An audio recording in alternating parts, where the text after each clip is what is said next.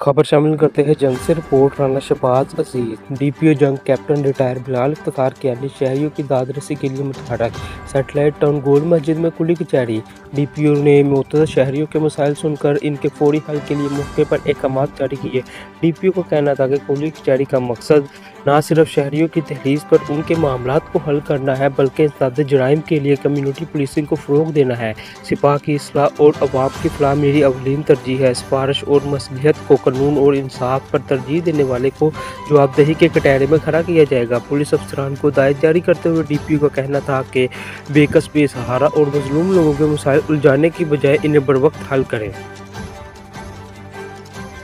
आज मेरा दिल था कि सैटेलाइट टाउन में हम करें, यानी मुख्तलिफ इलाकों में की मसाजिद में जाके लोगों के दरमियान बैठें और उनके मसाइल सुने।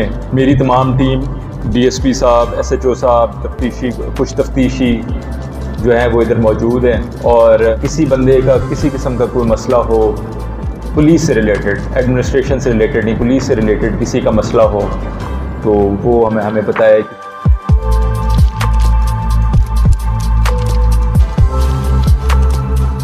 हमने सैटेलाइट टाउन में मस्जिद में खुली कचहरी की है, जिसमें कसीर तादाद में लोग आए हैं जिन्होंने अपने प्रॉब्लम्स हमें बताए हैं। इंशाल्लाह हम लोग शब रोज़ मेहनत करके इन मसाइल को हल करेंगे और ज़्यादा से ज़्यादा रिलीफ लोगों को देंगे।